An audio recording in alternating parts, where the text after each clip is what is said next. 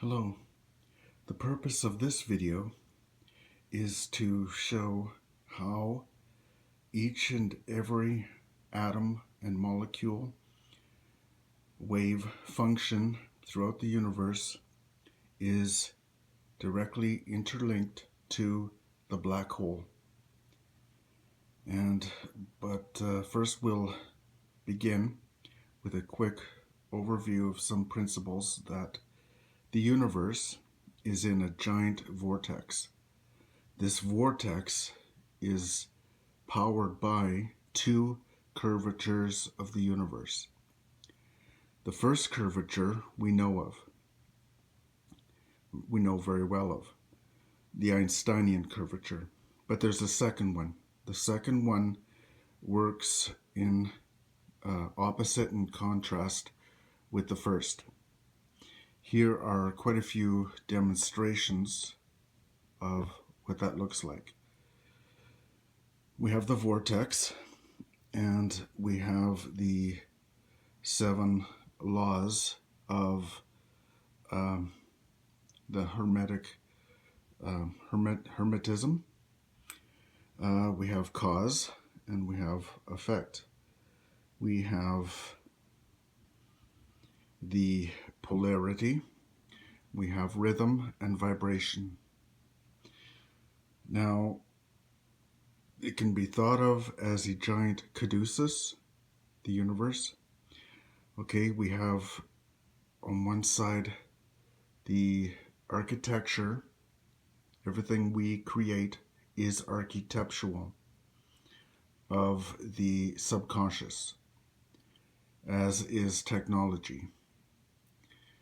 On one side we have the Jung idea of surrealism and the Freudian concepts. In grammar, we have the negations of polarity in verb and nouns. We have the brain cell, the brain stem of the whole brain in a caduceus of the left hemisphere and the right hemisphere. The cell, as we get nearer to the nexus of the vortex, is the neuron receptors and the synapses modulators. We then have the nucleus and the membrane, messenger RNA, and receptive RNA. We have the creation of the caduceus of molecules into atomic nucleus. We have the negative shell and the positive shell of the atoms. It is all generated by spatial balance. We have metals, non-metals, crystalline and non-crystalline, symmetry and asymmetry. That is where the influence of the two curvatures comes in. The influence of the vortex is an example. At the highest, we have hydrogen, which only has 1 electron.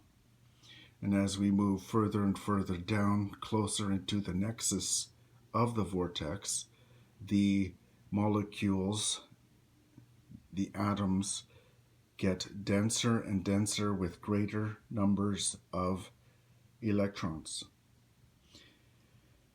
The way our grammar and lexicon, so forth, works is the greater the complexity of the molecules, the greater the complexity of books, sentences, paragraphs, so on and so forth. And all of this works as a great system. Again, the greater the architectural design of architecture, the greater the technology, the polarized density, the greater our lexicon. All right, so mentalism increases with expansion of polarity and duality. And now, hierarchical sentence structure creates social structure, again down into the nexus. That's reflected again in this version of the vortex. We have dark energy, we have expanded laws of Hubble's law. We have the two curvatures working together, space-time, gravity waves moving around, energy is moving around, and mass gets denser as we get closer to the nexus. And this is where we have energy and power, galaxies packed into the distant past, brings us to the Big Bang, the singularity of the black hole, from which most parts of the universe are beginning to return. Some are still expanding. And the cone connects to the wormhole. All right, and now this is another version of the vortex abilities, where we have mass, or a mass of spatial forces, polar curvature, friction. Anytime there is movement of any type in space and time, it creates a charge. This charge is created because there are two curvatures interacting. So as we go from the atom, moving up to what can be called multi-folding infinity, we reach the level of the star. This is because the vortex is creating from heat, from helium and hydrogen, all the way to the more denser electrons. Mass energy grows and builds with it added vortices. So this is building upward and can be seen building downward from A to Z, and from 1 to higher numbers. This is measured in millions of light years. The two curvatures can again be measured in 1 gram of matter is longitude, and 1 erg of energy is latitude. This is the ayin and the ensuf, the infinite. Dimension creates distance, and distance is a result of dimension. Okay, space gravitates within distance.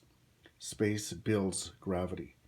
Fields, any field, is a result of the folds of infinity. So we're talking about spatial forces, which I talked about earlier in my very first videos. Now all this is to help get you to this point, the simplistic form of understanding that there was the Big Bang, probably quite a few of them, and we have atomic spin, we have the black hole, and the molecule. So you see them all turning. The turning of the molecule, its energy, and the turning of the atom, its energy, is directly related to the field of the black hole. Gravity waves, all gravity waves, are the result of the black hole. The condensity of matter, the greater its condensity, the greater its gravity, and the greater its gravity, its waves, and those waves reach back to the black hole at the center of the galaxy. The energy of atoms is driven by the black hole, the interconnectedness. And this is what quantum entanglement and superstrings is made out of. So everything is on its way back to the big crunch. And this is happening through gravity waves. And all that is happening because of the black holes that exist in the galaxies at the center.